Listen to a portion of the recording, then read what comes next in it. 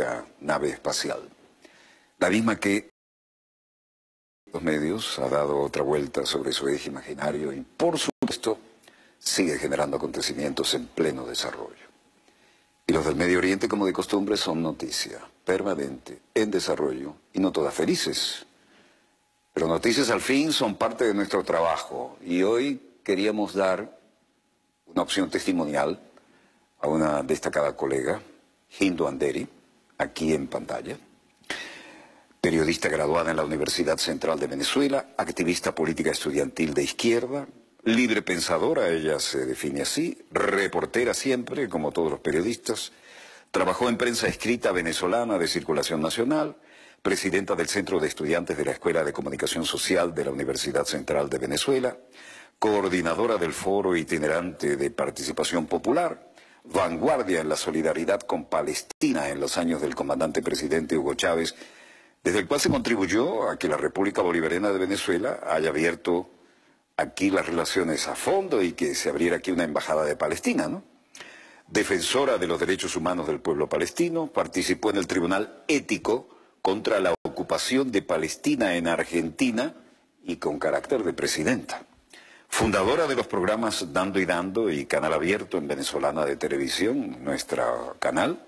Productora y conductora de programas de Radio Nacional de Venezuela, donde yo, que sigo siendo un fanático de la radio, suelo escucharla y con asiduidad. Bienvenida, Hindu. Gracias, profesor. El tema palestino nunca tiene un cierre todavía, ¿no? Sí. Y seguimos respirando por todas las heridas. ¿Cuál es la situación actual y qué te trae a nuestra querida, contaminada y única como mensajera de esto, del Medio Oriente, y a este estudio donde siempre eres bienvenida? Bueno, profesor, muchas gracias. Un honor y un compromiso estar aquí con usted en este espacio que, además de verlo muchísima gente, también ha traído aquí a personas que nos han iluminado, que nos han mostrado digamos, la realidad actual, ¿no? de nuestro país y del planeta específicamente. Me trae aquí la coyuntura internacional, ¿no? que estamos viviendo. Me trae aquí la situación que vive nuestro país, la región, en materia de injerencia, ¿no? de esa nueva injerencia, ¿no? con un nuevo gobierno en Estados Unidos. Y, por supuesto, el tema de la solidaridad, que es permanente, porque la solidaridad, de alguna manera, es una expresión de una forma de vida. La solidaridad es vivir en solidaridad, ¿no? La solidaridad no es una excusa para hacer caridad, ¿no? La solidaridad tiene que ser una forma de vida permanente, debe serlo, sobre todo en la realidad mundial, ¿no? Cuando hay pueblos que todavía luchan por independizarse, por tener soberanía, por poder definir su destino y por también desalambrar, ¿no? o desalambrarse de, bueno, de invasiones, ¿no? de colonización permanente. Y por supuesto la realidad actual que me trae aquí tiene que ver con un tema que a nosotros nos compete mucho, que es como desde los medios de comunicación o desde los medios de información se define política actualmente, ¿no? Como han servido de alguna manera para unas especies de salones ovales, ¿no? Los medios de comunicación para, bueno, invadir países, para amenazar países, para atentar contra los intereses de los pueblos. Yo recuerdo años atrás cuando yo decía, se nos viene un mundo interconectado vía satélite, van a venir los satélites de uso civil, Internet, que era un secreto militar, estará al alcance de todos, significa que debe haber algo mejor que ya no sabemos qué es. Y entonces va a haber dos teatros de operaciones, ¿no? Llámese crisis política, intervención, invasión, guerra, y la realidad en los medios. Es decir, una realidad real y una realidad virtual, que a veces Sí. es el segundo campo de batalla, ¿no? Nuestras neuronas, ¿no? Sigue habiendo la guerra de tercera generación, que es esa guerra que conocemos, ¿no? de invasión, que está sufriendo ahora el pueblo de Siria, por ejemplo, ¿no? Lo que sufrió el pueblo de Libia, lo que ha sufrido el pueblo de Irak, ¿no? Esa tercera generación, esa guerra de tercera generación que nació prácticamente la Segunda Guerra Mundial, ¿no? Pero hay, como usted dice, una guerra paralela, ¿no? Para mí no es una guerra de cuarta generación, sino es una guerra paralela, ¿no? Ha habido avances en lo tecnológico y asimismo también ha habido avances en esa guerra que se libra en ese campo de batalla que lamentablemente o afortunadamente no ataca solo lo físico. Es decir, nosotros, la humanidad conoció a las guerras como aquella canción que decía Mambrú se fue a la guerra, ¿no? Porque el hombre se iba a la guerra, iba a pelear en la guerra y abandonaba a su familia, abandonaba a su gente, y el campo de batalla era allá. Quienes venían heridos eran los hombres que iban a la guerra, ¿no? Después ya en la Segunda Guerra Mundial nosotros vimos cómo el campo de batalla era el espacio de los civiles, ¿no? Y vimos afectarse a civiles, pueblos enteros, ¿no? Países enteros. Pero esta guerra paralela para mí, que es la guerra que se libra en el campo de batalla de la mente, del ser humano, de la conciencia y de la identidad, profesor. Que no solamente se ataca la conciencia, se ataca la identidad para borrar esa identidad, esos orígenes, ¿no? De tu corazón, de tu sangre. Y es la mente, a través de ese mensaje, los medios de información o de comunicación, hoy en día son esa plataforma militar de la cual usted conoce mucho, porque usted conoce mucho el tema militar, plataforma militar desde donde se lanzan proyectiles letales, ¿no? Que afectan la coyuntura, coyunturalmente a los pueblos, pero que también afectan generacionalmente, que nos están afectando generacionalmente. Porque desde los medios no solamente se ataca para un evento en particular localizado, actual, sino que desde los medios nos van preparando, ¿no? Para en años siguientes, para que nuestras generaciones acepten la invasión, para que nuestras generaciones le den gracias a los invasores y los llamen. En la región, en Europa, lo vimos también en los Balcanes, pero también lo vimos aquí en Venezuela en el año 2002, cómo la gente llamaba a la invasión, es decir, cómo se marchaba con la bandera de Estados Unidos en lugar de marchar con el tricolor venezolano, cómo se pedía en inglés ayuda a Estados Unidos, eso, fuimos testigos de eso.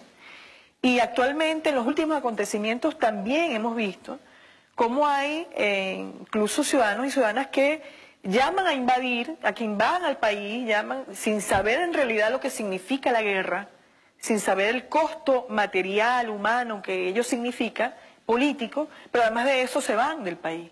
Es decir, llaman a la invasión, sí, pero abandonan el país, ¿no? Eso se lo debemos en gran parte a los medios, y nosotros y nosotras como periodistas tenemos una deuda. Es decir, nos sentimos de alguna manera corresponsables de que ello esté sucediendo, de que desde un oficio noble, tan noble como es el periodismo, de que un oficio que debe responder a la construcción, al apoyo, que los periodistas debemos ser unos altoparlantes del pueblo, ¿no? De las luchas del pueblo. Los medios de información, de difusión de información, deben ser puentes entre la institucionalidad, entre quienes tienen mayor poder y el pueblo que afortunadamente en países como Venezuela está cobrando conciencia de su poder, sí, pero no lo suficiente aún, ¿no? Entonces estos medios tenemos que repetir, son responsables, y quienes de alguna manera tenemos una vinculación, una relación directa con los medios de comunicación, somos también copartícipes. Sin embargo, creo que hay una crisis en el periodismo, pero también hay una crisis en otras, digamos, en otros oficios, en otras actividades, en otras profesiones. Hay una crisis moral en el mundo, ¿no? Una crisis de valores, ¿no? De valores fundamentalmente, sí.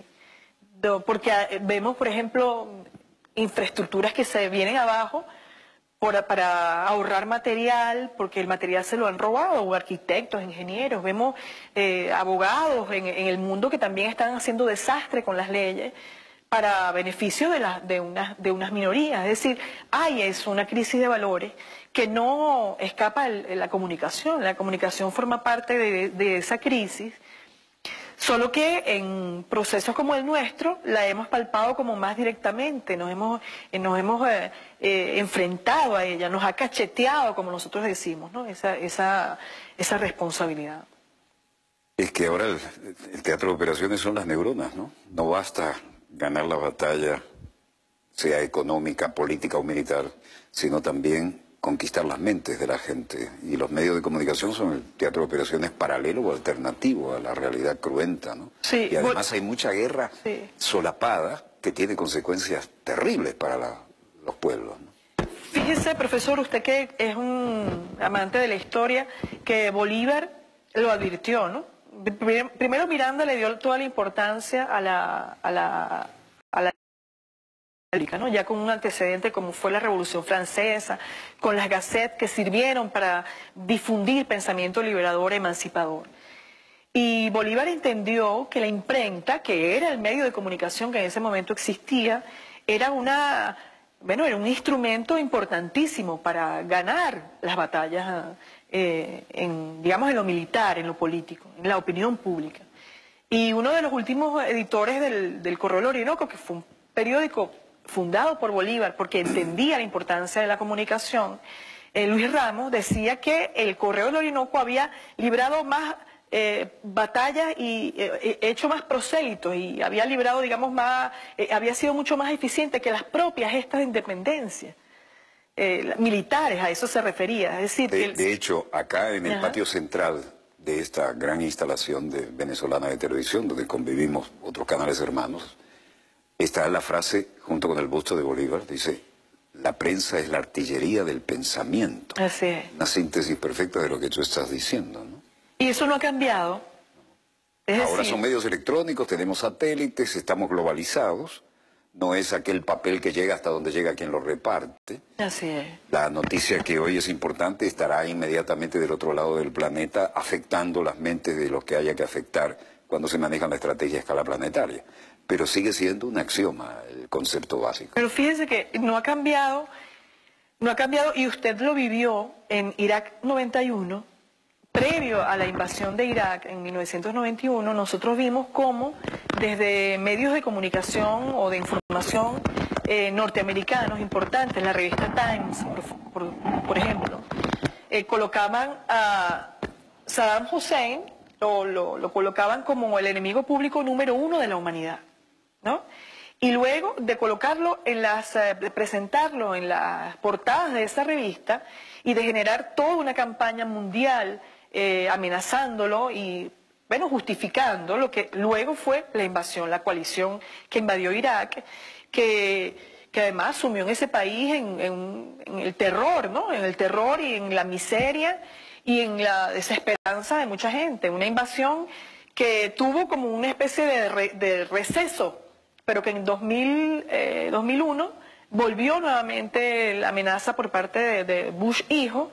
Si no me equivoco, era Bush padre quien ordenó la invasión en el 91 y luego Bush hijo en el año 2003, luego de la declaración de la doctrina de seguridad nacional por parte de Bush, ¿no? El Bush hijo, que para no ir a Vietnam se metió en la reserva aérea, piloto dominguero, y después aparecía en las plataformas de vuelo de los portaaviones, por ejemplo, cuando frente a California, portaaviones nuclear, pudo haber llegado de traje y corbata, porque con un helicóptero lo ponían del puerto en la cubierta de vuelo del portaaviones. Pero no, él quiso llegar con su braga de vuelo. La braga de vuelo del piloto dominguero de la reserva, con la cual evitó ir a Vietnam, pero decía: soy presidente de guerra. Ahora fíjese, usted disfraz absoluto. Ha nombrado un conflicto que es el conflicto de Vietnam. ¿Cuál fue la diferencia entre Vietnam e Irak? ¿No? Porque Estados Unidos fue derrotado militarmente en Vietnam, pero también fue derrotado mediáticamente. Es decir, la derrota que sufrió Estados Unidos en Vietnam tiene que ver con el manejo de la información, cómo desde la opinión pública se condenó esa actuación, esa guerra de Estados Unidos contra el pueblo de Vietnam. Esa es una lección que Estados Unidos aprendió duramente, porque la retaguardia se le volvió en contra y fue una crisis ética y moral a nivel nacional. Entonces, en el año 2091, Estados Unidos utiliza otra táctica para cubrir la información. Una táctica diferente también a la que digamos, o una forma de cubrir la información distinta a la de las guerras en Centroamérica, donde el reportero podía directamente ver lo que estaba ocurriendo y difundir. Usted, como todos nosotros, fuimos testigos del asesinato de un periodista en pleno campo, cubriendo la información, ¿no? La diferencia está en que en el año 91 Estados Unidos dijo, no, nosotros no vamos a permitir que los periodistas tengan un acceso directo a la información, y construyeron un gran búnker, ¿recuerda? Con aire acondicionado, con todos los accesorios, desde refrescos a otras cositas. Así es. Y ustedes les vamos a contar qué pasó en el frente, ¿no? Ustedes sigan cobrando la pensión extra, el pago extra como corresponsal de guerra por riesgo. Eso no se decía, pero estaba clarísimo. Todo el mundo ha querido ser corresponsal de guerra alguna vez, ¿no? Pero no todos son Hemingway, ¿no?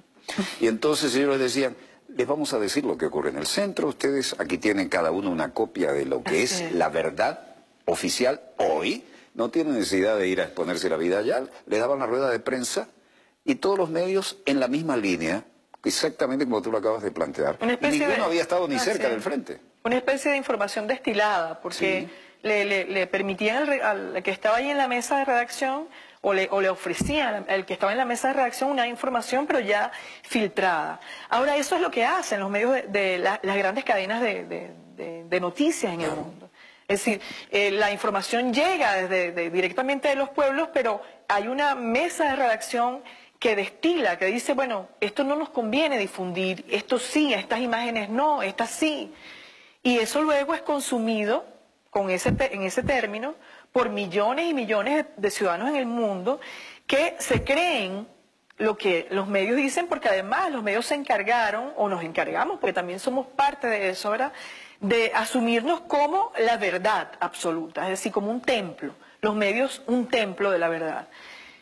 Ha cambiado un poco con el tema de las redes sociales, porque las redes sociales, independientemente de que yo en lo particular creo que tienen más negativo que positivo, pero gracias a las redes sociales nosotros hemos podido ver la otra versión de los hechos. Por ejemplo, en el tema de Palestina, que se nos presentaba solo y únicamente el hecho de que los palestinos terroristas, ¿no? Sí, Palestina y terrorista llegó a ser sinónimo. Exacto. Gracias también al avance de la telecomunicación, de las redes sociales, hemos visto la otra versión, y eso nos ha permitido abrir un poco más el panorama.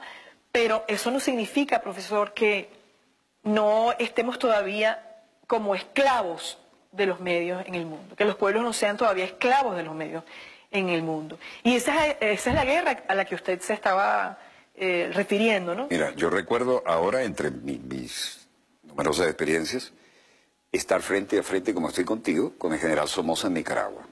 General Somoza, que era grabado en West Point y que tenía viejas relaciones ya desde su padre con el poder imperial estadounidense en esa región de Centroamérica, pues tenía pagada por años, con centenares de miles de dólares, la agencia que le hacía el lobby, las relaciones públicas frente al gobierno de Estados Unidos. Y en ese momento no existía CNN, me invitan a una rueda de prensa y tenía a la CBS, a la NBC, la ABC, Washington Post, New York Times, la crème de la crème, ¿no? Y él les decía, ¿y ustedes creen que los sandinistas son qué? Los sandinistas son esto y lo otro y lo otro y lo otro y lo otro. Y ninguno iba al frente. Tenían el briefing del día, les daban la realidad, les daban las declaraciones en el búnker, como le llamaban así, al comando central de general. Y somos corresponsales de guerra, ganamos la prima extra, pero no salimos del aire acondicionado. Cuando yo me fui al norte, me salvó la Cruz Roja de Matagalpa y usaban incluso la Cessna Push-Pull que se usaba en Vietnam para pasarnos rasante a ver si nos asustábamos. Todavía no nos disparaban, ¿no? Las Cessnas de doble cola de motor tándem, una hélice adelante y otra atrás de la cabina, la de doble cola. Y era como transcribir un poquitico lo de Vietnam allí. Y yo me fui al norte y el presidente de la Cruz Roja, al norte en Matagalpa, me dice, váyanse y tómense el primer avión. Ustedes estuvieron con Somoza, pero Somoza ya sabe que se vinieron a donde ustedes querían informar y esto se les escapa de control a él. nosotros no podemos responder por ustedes. Vamos a poner una caravana, una ambulancia adelante, el carro de ustedes, una ambulancia atrás y lo llevamos hasta el aeropuerto. Y tómense el primer avión porque no podemos responder por ustedes. Así salimos, mi camarógrafo y yo, y luego un francotirador mata al propio director de la Cruz Roja que nos salvó, pese a que llevaba su bata blanca y la insignia roja. Yo le agradezco mucho que usted en sus programas siempre esté presente su experiencia, su anécdota, ¿no? Porque nos lleva, ¿no?, a esas experiencias que se vivieron hace muy poco, en realidad. Y que se van a repetir si nos descuidamos, ¿no? Pero fíjese que usted estaba hablando un poco del tema de cómo los encerraban, lo hacíamos referencia anteriormente, y les daban una información. Los reporteros, los periodistas en el mundo, y yo creo que en Venezuela nos acostumbramos a la vocería, ¿no? Sí. Al vocero, a la rueda de prensa, a ver qué me dice el ministro o qué me dice el director, pero no a ir al espacio, a ir al campo de batalla. Es importantísimo lo que estás diciendo, porque se vuelve burocrática la profesión. Aquí está el vocero oficial, me va a decir lo que pasa, transcribo esto, ley de menor esfuerzo, total, es la línea oficial, voy a quedar muy bien con ellos, y mi público, bueno, esto es lo que hay. Así es. El espíritu crítico, ¿dónde está? Se ha perdido, profesor, se ha perdido mucho del espíritu crítico, y no estoy hablando de una tendencia o de otra, hablo en general, ¿no? Pero fundamentalmente hablo de la gente que hace reporterismo en la calle, ¿no? Ese reporterismo que usted conoció en el diario El Nacional, ¿verdad?, que conoció, que se iba al lugar de los hechos a buscar Yo recorrí todos los cerros de Caracas cuando no entraba ni la policía. En aquel Nacional, cuando las ruedas de prensa no llegaban, no comenzaban hasta que llegaba el Nacional, ¿no? Cuando tenía prestigio ese diario, ¿no? Pero ahora no, ahora nos acostumbramos al chisme, ¿no? Es decir, el que me va a decir fulanito, yo lo voy a escribir, yo lo digo, pero no me voy al barrio, porque en el barrio hay una realidad que se vive, que se padece también, ¿no? Pero también que se fluye, que se esperanza. Es decir, hay un barrio que sufre, pero también un barrio que construye. Entonces, eso es lo que nosotros queremos ver en los medios de comunicación del Estado, los medios privados, las agencias internacionales de noticias. Es decir, que se difunda la realidad. Es muy difícil para hablar del tema de la objetividad. Yo particularmente tengo mis dudas con el tema de la objetividad. Háblanos de eso, a ver, porque tú tienes más que suficiente experiencia como para tener opinión bien fundamentada. Porque yo entiendo, profesor, que la objetividad no puede ser. El ser humano es digamos, un elemento formado religiosamente, formado culturalmente, formado profesionalmente. Y el ser humano, desde el sitio donde se ubique, va a ver la perspectiva de la vida diferente. Es decir, si yo me pongo en el lado izquierdo, aquí el camarógrafo que está al frente mío ve la realidad de una manera, y el que está a mi lado derecho la ve de una manera distinta, y usted la está viendo de una manera distinta, ¿no? Y además de eso, ¿de dónde venimos? ¿Quiénes son nuestras familias? ¿Cómo es nuestro cuadro de valores? Por supuesto que yo no voy a ver ni voy a interpretar la realidad como la interpreta otro. Esa es la supuesta objetividad, ¿no? O lo que se denomina objetividad. Pero hay un tema que debería privar en los comunicadores, en el ser humano en general, pero en el comunicador que tiene una responsabilidad muy importante, que es el del dominio, la manipulación de la opinión pública. Es llevar las cosas que están allí, ponerlas en la mesa, y que el ser humano que recibe, ese receptor que está recibiendo esa información, haga su juicio de valor. Esa es mi responsabilidad. Que él vea qué es lo que está ocurriendo y defina y diga, bueno, yo creo que aquí hay que hacer esto, creo que aquí hay que mejorar lo otro, que le creo a esta gente, porque además, bueno, por su trayectoria, pero a este no le creo, en fin, que tenga criterio. Y los medios de información y comunicación deberían ser factores de formación en ese sentido, formar a un usuario o usuaria crítico, ¿no? Para que pueda, por ejemplo, en momentos como este que estamos viviendo, evaluar con mayor sinceridad, con mayor conciencia, lo que está ocurriendo y las razones por las cuales Venezuela, por ejemplo, en particular, se encuentra en un momento como este, donde está siendo amenazada, donde está siendo sometida económicamente, donde está siendo, quieren de alguna manera disminuirnos, ¿no? Nosotros hemos luchado contra ello, venimos desde hace 18 años luchando contra ello, ¿no? Mira, esto nos trae algo de palpitante actualidad. Trump impone nuevas y fuertes sanciones contra Venezuela. Hoy, viernes 25 de agosto, fiesta patria en Uruguay. No he podido estar hoy con la comunidad, agradezco la invitación de la encargada de negocios. El gobierno de Estados Unidos ha declarado este viernes, comillas, nuevas y fuertes sanciones financieras a lo que considera la dictadura de Venezuela. Dictadura de Venezuela, ¿no? Es decir, aquí no hay país donde haya habido más procesos electorales que aquí. Comillas, el presidente de Estados Unidos, Donald Trump, ha firmado un decreto que impone nuevas y firmes sanciones financieras a la dictadura de Venezuela, cierre de comillas, ha informado la Casa Blanca a través de un comunicado. La nota recalca que las medidas punitivas han sido, comillas, cuidadosamente calibradas, cierre de comillas, para elevar la presión financiera sobre el gobierno del presidente venezolano Nicolás Maduro. Las sanciones afectan al país y no solo a funcionarios o exfuncionarios venezolanos. ¿Qué te parece? Bueno, fíjese, el mundo al revés de Galeano, ¿no? Como lo decía Galeano, como lo citaba Galeano. Y felicidad a la comunidad uruguaya. Que hoy, el 25 de agosto, estamos de fiesta patria y por supuesto no olvidamos al querido Galeano, ¿no? Así es. Estados Unidos violenta derechos humanos en todo el planeta. Sí, invade, asesina, masacra, deja huérfanos a millones de niños, ¿no? Roba recursos, porque lo que pasó en Irak fue un gran robo, ¿no? Israel violenta e incumple las resoluciones de Naciones Unidas a favor del pueblo de Palestina. Hace lo que le da la gana con las resoluciones, porque Estados Unidos siempre aplica el veto a favor de ellos. Pero es Venezuela la que es la amenaza inusual y extraordinaria decretada por el señor Obama y ahora complementada por el señor Trump con estas sanciones, que por cierto, creo que, no sé si lo leyó allí ya, pero no afecta, digamos, el suministro de petróleo para Estados Unidos. Es decir, te vamos a sancionar. Te vamos a sancionar, pero yo voy a seguir comiendo de allí. Sigo necesitando tu petróleo, ¿no? Sí. Y es que ese es el centro de todo, profesor. Claro. El centro de todo es que Estados Unidos y las grandes potencias requieren de los recursos de Esto es la hipocresía a escala planetaria. Mira, avalando lo que tú dices, textual.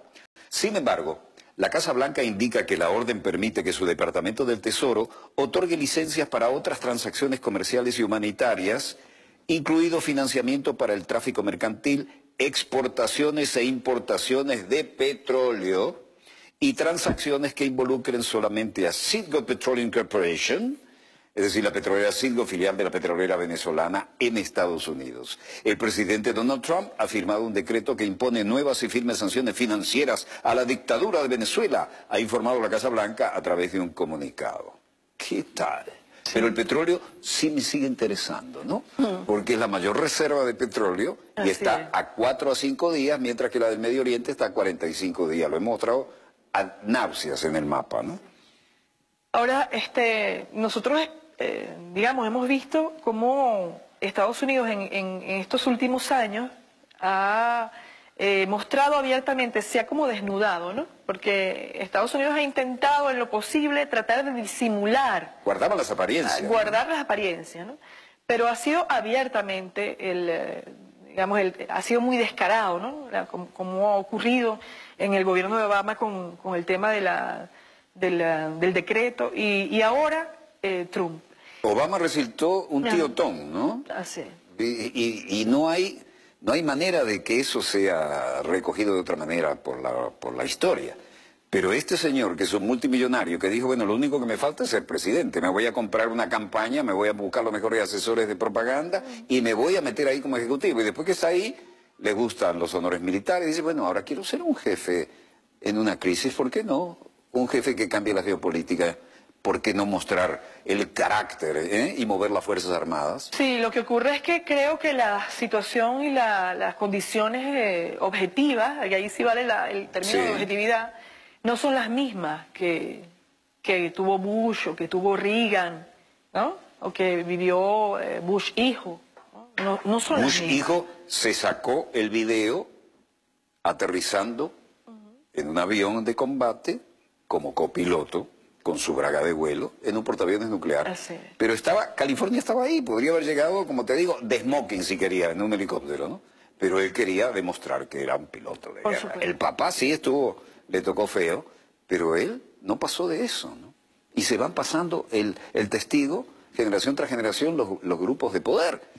Y ahí el aparato tecnológico militar industrial, que es el que mueve más dinero, no aparece, por ejemplo, en los pensum de ciertos estudios internacionales. Yo estuve en la escuela Fletcher, la escuela de los Kennedy, y entonces íbamos, negocio de los excedentes agrícolas, Iowa, negocio de petróleo, Texas, negocios con el Pacífico, la Universidad de California. Y de repente, desde luego, la visita oficial al Parlamento y a la Casa Blanca, todo aquel champú, ¿no? Pero los dos lobbies más poderosos, el lobby pro-israelí, que es el más poderoso y uno de los más técnicos. Y enhorabuena, porque eso es legal. Si lo manejas bien, bueno, tú verás qué hace. Y el lobby del aparato tecnológico militar industrial, es decir, armamento, no figuraba en el pensum, ninguno de los dos. Eso te indica cómo lo que se quiere mostrar se muestra y lo que no se muestra. Por supuesto,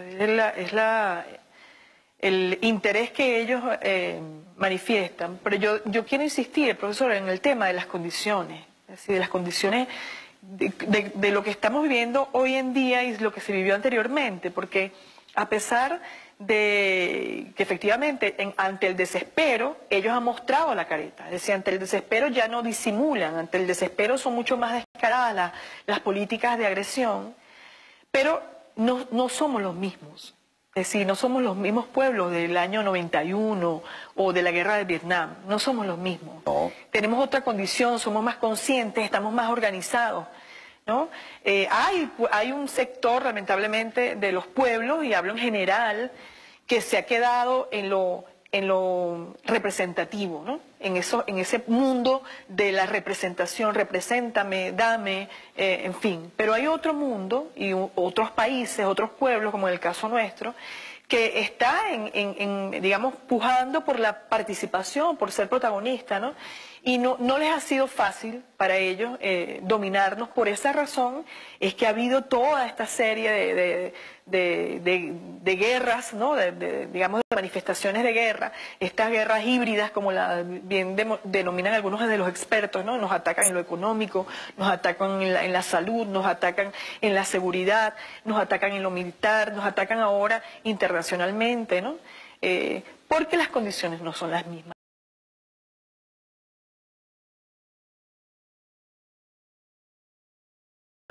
Y tiene que ser nuestra fortaleza allí, en vernos a la cara, al espejo y decir, no somos ese pueblecito, ese paisito, como nos veían anteriormente, ¿no? Que solo se conoce por las misas y porque nos da su petróleo. No, ya no somos eso, ¿no? Ahora somos un hueso un poco más duro de roer, ¿no? Y como no pudieron meter las bases aquí, porque aquí nadie se bajó los pantalones de la soberanía y de la dignidad. Como ocurrió lamentablemente en Colombia. Ahora, al mejor espíritu del traidor Santander, Colombia se ha bajado los pantalones siete veces, con 7 bases gringas, pero además ha cedido el espacio aéreo, terrestre y marítimo. Y la última, la tapa del frasco, haga lo que haga un soldado estadounidense en Colombia, como yo digo truculentamente, así le viole la hija al presidente de la República, no lo pueden someter a juicio soberano en su país, tienen que entregárselo a su comando en Estados Unidos. No en Estados Unidos, en su propia Colombia, que está instalado ahí el comando de Estados Unidos.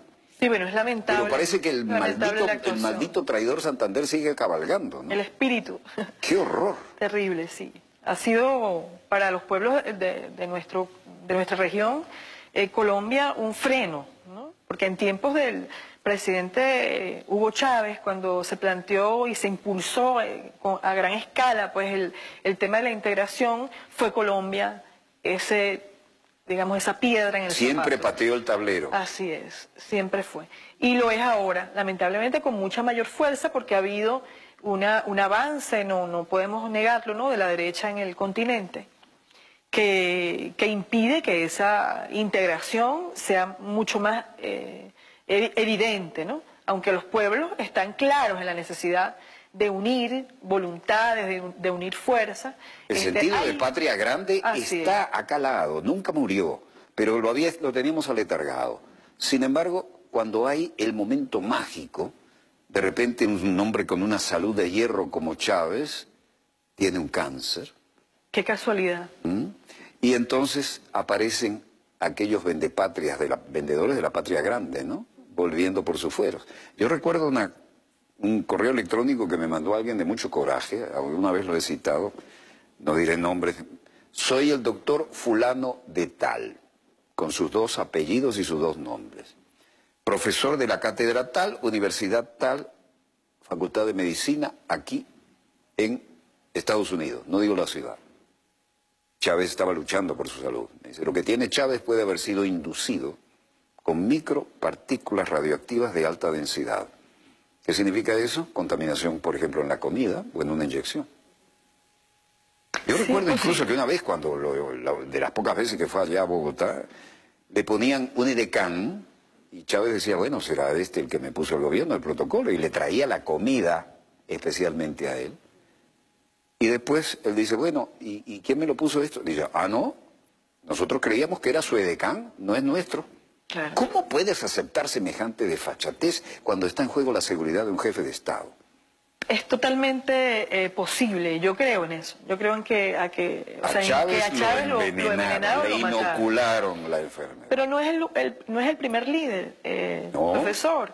Pasó con Gamal Abdel Nasser cuando tenía ese proyecto del panarabismo, de la Gran Nacional. Gamal Abdel Nasser, que fue una figura requete histórica, que logró reivindicar el orgullo del pueblo árabe, de la gran nación. Que por cierto tengo aquí un discurso de él en la cumbre del Cairo, de la Conferencia Internacional de Parlamentarios en el Cairo en 1970, donde él además descubre abiertamente el lobby sionista en el Medio Oriente y cómo Estados Unidos es el principal, digamos, proveedor de propaganda y de armas a Israel.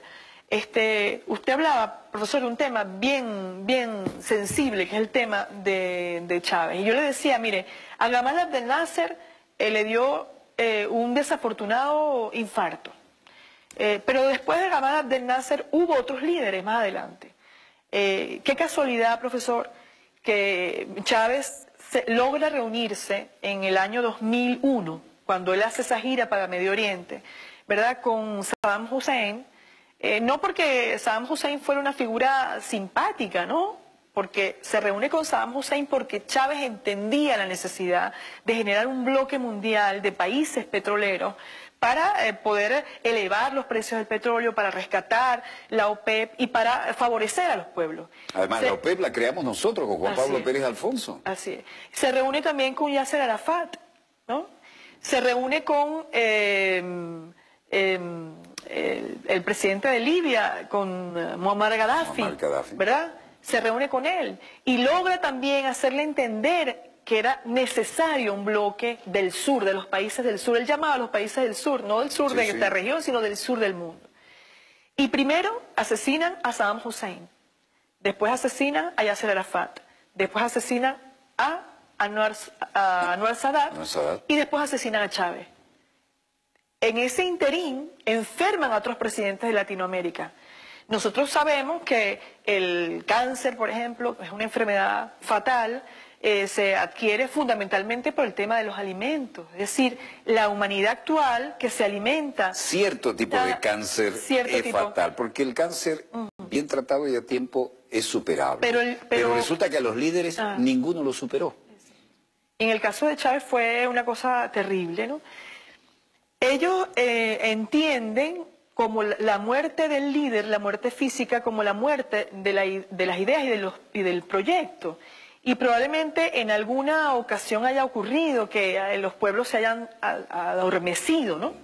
Pero el pueblo de Venezuela sin haber podido vivir su despecho, su dolor, su duelo, sin haberlo podido vivir enteramente como se lo merecía, y una vez, digamos, sembrado su líder, había que lanzarse al ruedo electoral para elegir a Nicolás Maduro, que está en la presidencia de la República y que ha sido además, que es un gallardo y digno hombre que se ha mantenido firme ante todo lo que le ha ocurrido.